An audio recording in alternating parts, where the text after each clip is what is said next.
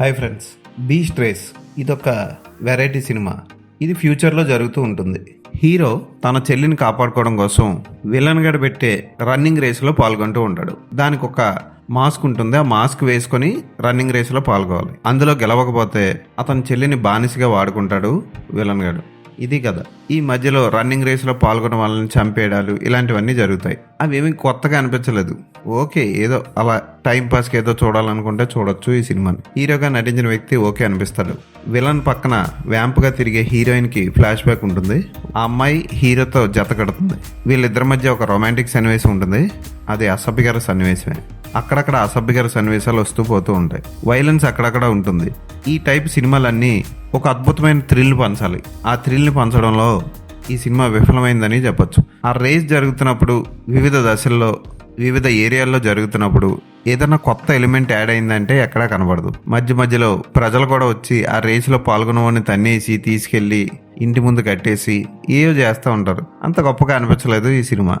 Background music బాగుందంటే అంత గొప్పగా లేదు. ఫోటోగ్రఫీ ఓకే, పర్వాలేదు. రొమాంటిక్ సన్నివేశాలు ఉంటాయి.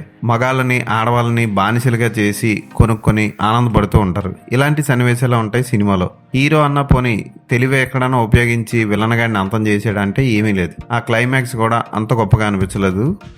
విలన్ని డిఫీట్ చేసే సన్నివేశం, హీరోయిన్ ఇచ్చే ప్రతిచర్య అంత గొప్పగా అనిపించలేదు.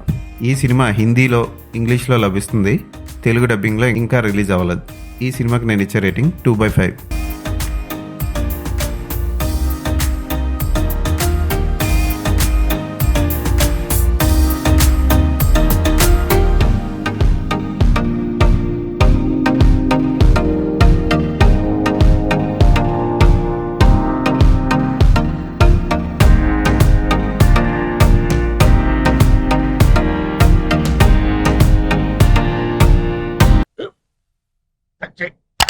మన స్కూల్ బెంచ్ లాగా ఎంత గట్టిగా ఉందోరా.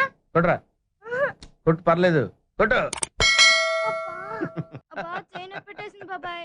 ఆ, నీకు నొప్పి. ఏంటి ఆ, నువ్వు కొడతావా? కమా బిట్ మీ యార్. వద్దు బాబాయ్. వాడిని నేను కొట్టడం లేదమ్మా, వాడినే నన్ను కొట్టమంటున్నాను. ఆ, నువ్వేం కంగారు పడక్కర్లేదు. అడుగుతావేంటి?